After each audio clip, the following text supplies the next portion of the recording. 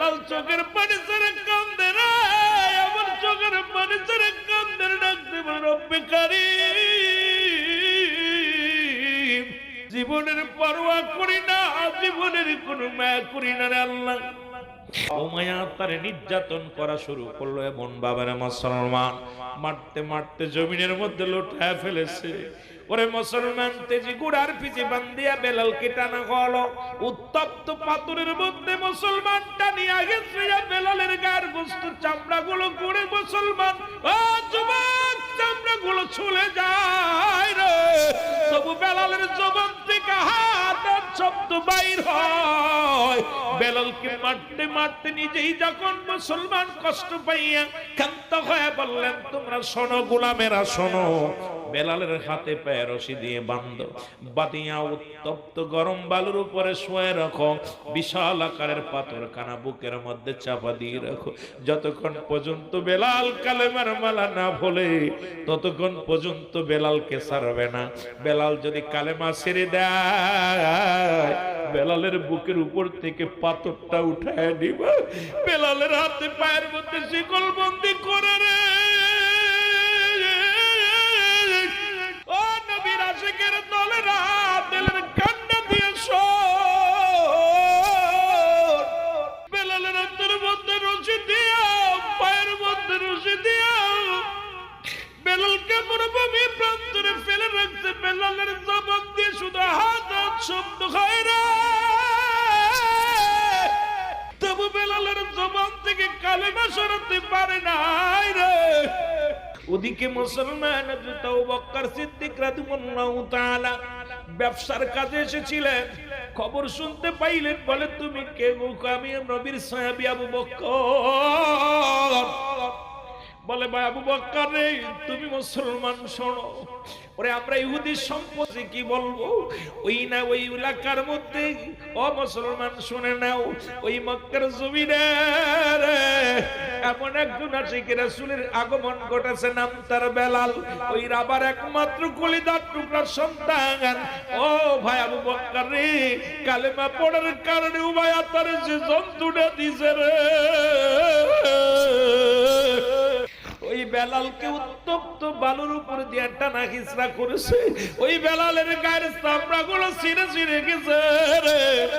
ও আবু বকর রে, বেলালের কান্না, করুণ কান্না আমরা সইতে পারি নাই। যদিও আমরা ইহুদি, তবে বেলালের ওই কান্না আমাদের আসমান জমিন বাড়ি করে ফেলেছে। তুমি যদি পারো রে আবু বকর, ওই বেলালকে যাও উদ্ধার করো, জোরে জোরে চিল্লায় বলা যাবে না মারহাবা। এই দুনিয়ার মুসলমান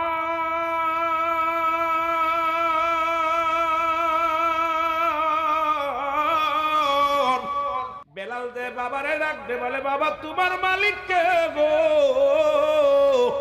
ও বাবা তোমার মালিক কে? আমার মালিক কে? আসমানের মালিক কে? বেলাল এমন ভাবে ভালোবেসে ফেললো রব্বি কারীমের সৃষ্টি জগৎটাকে। আমার রব্বি কারীম রে, দুনিয়ার পিছেও ভাবে নাই, সামনেও ভাবে নাই।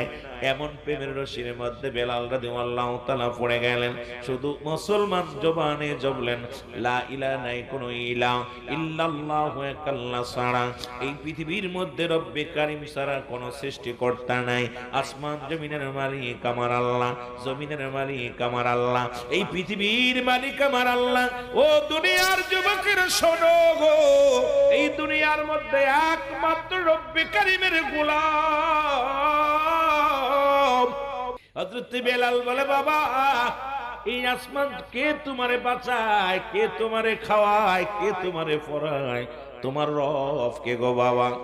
রাবা বলে, বাজান রে, সব কিছুর মালিক আমি নিজেই, আর তোমার মালিক আমি নিজেই। তোমারে খাওয়াই আমি, পড়াই আমি, সব কিছু করে আমি। রাবা চিন্তা করে, এই সন্তান এখনই আমাকে প্রশ্ন করে, এখনই আমাকে জবাব দিতে হবে, কারণ এই সন্তান একদিন আমার বিপদ ডেকে আনবে। বেলালকে এই দুনিয়ার মধ্যে মুসলমান শুনে নাও, হযরত বেলাল রাদিয়াল্লাহু তাআলা শুধু শুধু কল্পনা জল্পনার মধ্যে আমার রব্বি কারীমের প্রেম। এই দুনিয়ার কোন চিন্তা নাই, ভাবনা নাই, গবেষণা নাই, শুধু একটা গবেষণা গো, রব্বি কারীম তুমি আমারে কেন পাঠাইলা? আল্লাহ তুমি আমারে কেন পাঠাইলা? আমাকে কোন আমার এই দুনিয়ার মধ্যে আমার কাজে লাগবে নি, আমাকে কেন পাঠানো, আমার উদ্দেশ্যটা কি, আসমান কেন বানাইলো, জমিন কেন বান্দাইলো, এই পৃথিবীটা এত সুন্দর বানাইলো রব্বি কারীম। সেই রব্বি কারীম কত সুন্দর, সেই রব্বি কারীমের প্রেম অন্তরের ভিতরে জাগছে, জোরে বলেন মারহাবা। এই যুবক বন্ধুরা তেলের কান্ডা লাগাও, শোনানো বেলালের খানা বন্ধ হয়ে গেল। বেলালকে আঘাত করা শুরু করলো, চাবুকের বাড়ি বেলালের গায়ের মধ্যে দেওয়া শুরু করলো। বেলাল চোখের পানি ছেড়ে কান্দার কমায়, রে জীবন যদি চলে যায় আল্লাহর জান্নাত পাবো, ঈমান গেলে জাহান্নামী হব। তুমি আমাকে দুনিয়া থেকে বিদায় করে দিতে পারো, তবু আমার জবান থেকে কালেমা সরাইতে পারবা না। বেলাল কান্দের, আমার সাথে পড়েন, কালেমার মালাটা পড়ছি আমি, যত পারো যন্ত্রণা দাও গো তুমি, বলো যত পারো যন্ত্রণা দাও। আরো জোরে জোরে বলেন, কালেমার মালাটা পড়ছি আমি, যত পারো যন্ত্রণা দাও গো তুমি, বলো যত পারো। এই মানি না আর যে মানি না, মানি না হায়াত মৌতের মালিক তুমি, কালেমার মালাটা পড়ছি আমি, যত পারো যন্ত্রণা দাও গো তুমি, বলো যত পারো। এ রহিম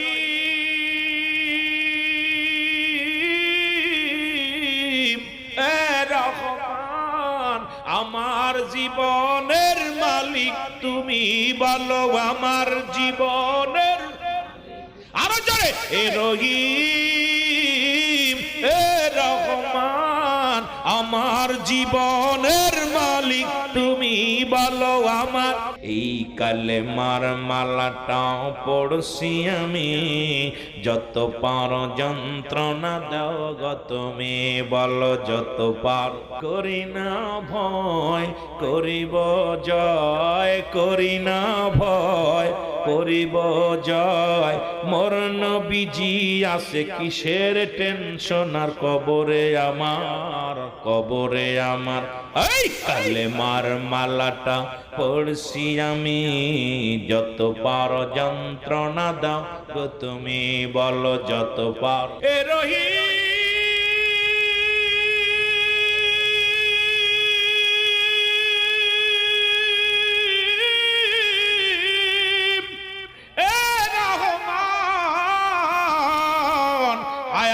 মৌতের মালিক তুমি, বলো হায়াত মৌ। এই কালেমার মালাটাও পড়ছি আমি, যত পারো যন্ত্রণা দাও গো তুমি, বলো যত পারো। মানি না আর যে মানি না, মানি না আমার হায়াতের মালিক তুমি, কালেমার মালাটা যত পারো যন্ত্রণা দাও গো তুমি, বলো যত পারো। আবু বকর একটা চিৎকার মেরে বলে, মালিক আয়রে নবীর পাগল, নবীর গোলাম রে, আরে নবীর এত কাছে পাইয়া আদর করতে পারলাম না, আরে আমার নবীর মায়ার দিন উম্মতের সামনে আজি হইতেছে বিলীন, হায় রে আমার নবীর মায়ার দিন, বলো হায় রে আমার নবীর মায়া। উম্মতের সামনে আজি হইতেছে বিলীন। ফরমায়াছে হযরত খাদিজা খাতুন, শহরেতে যাইতেন নবী ইসলাম প্রচারে, পাথরের আঘাতে নবীর জুতা, পাথরের আঘাতে নবীর জুতা হইত রঙ্গিন, হায় রে আমার নবীর মায়ার দিন, বলো হায় রে আমার নবীর।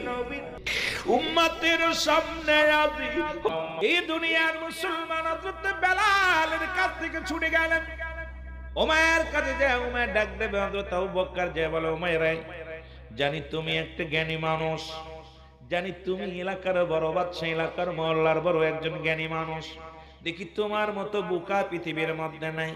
ওমায় বলে, কে গো তুমি আমার বোকা বললা? বলে, আমার পরিচয়, আমি মক্কা মদিনা থেকে আসছি, আমার নাম আবু বকর। আরে বেলাল রে, তুমি বেলাল কি তোমার দাসী? বলে, হ্যাঁ বেলাল আমার গোলাম। কয়, বেলাল তোমার অনুগত হয় না? কয়, না না। তাকে এত আঘাত করলাম তা আমাকে খোদা বলে মানে নাই, আমাকে সে খোদা বলে মানতে পারে নাই, তার কোন খোদা আছে? আবু বকর কয়, ও ভাই উমাইয়া, শোনো শোনো শোনো, তুমি একজন সাধারণ গোলামের কাছে তুমি পরাজয় মেনেছো, তুমি তোমার জমিনের মধ্যে যদি বেলাল মারা যায় তাহলে তো তুমি তার কাছে পরাজয় হয়ে গেলে, সুতরাং যে তোমার অনুগত্য নাই তাকে তোমার জমিনে মৃত্যুবরণ করতে দিও না। ও মায়া কয়, কথাটা তো ঠিকই বলেছো। ডাকতে বলে, কোথায় রে আমার কর্মচারীরা? বেলালকে নিয়ে জঙ্গলের মধ্যে ফেলে দিয়া রে, আমার মহল্লা থেকে দূরে ফেলে দিও। আবু বকর বলে, ভাই, ও ভাই উমাইয়া, আমি একটা কথা প্রস্তাব রাখবো আপনার কাছে, আমিও দেশে ফিরে যাচ্ছি, যদি পারেন আপনার বেলালকে আমারে দিয়া দেন, যদি বেলালকে নিয়ে যায়, যদি বেঁচে থাকে তাহলে আমার কর্মচারী বানাইব, আর যদি মারা যায় ফেলে দিব। ওমায়া কয়, ভাই আবু বকর যাও, তাড়াতাড়ি নিয়ে যাও, যদি মারা যায় বিপদ, তাড়াতাড়ি নিয়ে যাও। আমি এমনি নিব না, তুমি তো কিনেছিলে গোলামটারে, কিছুদিন আর নাও, এই নাও মুসলমান, শুনে নাও শুনে নাও শুনে নাও।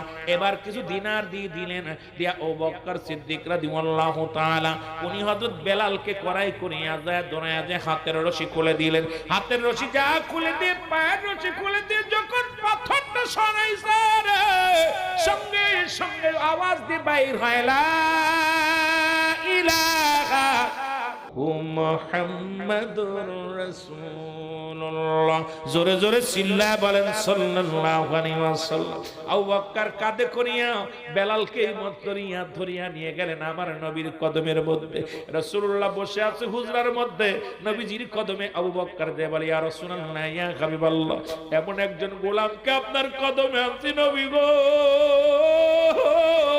মায়ার নবী।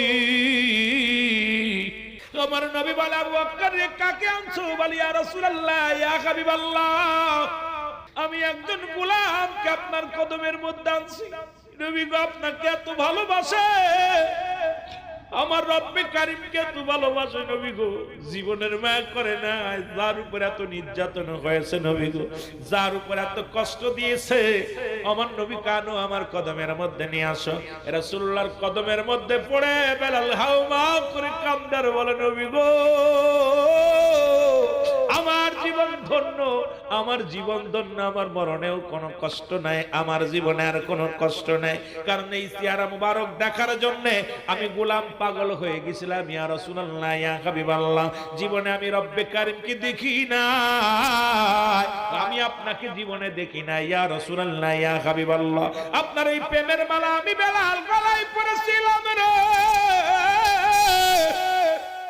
আমি বেলাল আপনার ইশকে দিওয়ানা হয়ে গেছি। ইয়া রাসূলুল্লাহ, ইয়া হাবিবাল্লাহ, নবীজি বুকের সঙ্গে টান দেনেছে বেলাল রে। এবার দেখে সব বেলালের গায়ের মধ্যে রক্ত মাখা রে। রাসূলুল্লাহ আরো যুবক, রাসূলের হাতের মধ্যে বেলালের রক্ত মারক লেগে আছে। নবীজির গায়ে, নবীজি আমার বেলালের মাথায় হাত বুলাইয়া দিলেন। বেলালকে কি করলেন? আবু বকরকে বলা, আবু বকর রে, পরিষ্কার পরিচ্ছন্ন করে নিয়ে আসো, গায়ের রক্তগুলো মোছায় আনো, তাকে তুমি তায়াম্মুম করাও, ওযু করাও, আমার কদমের মধ্যে নিয়ে আসো। এবার আমার নবীজি কালেমা পড়ায়া দিলেন, মুসলমান, লা ইলাহা ইল্লাল্লাহু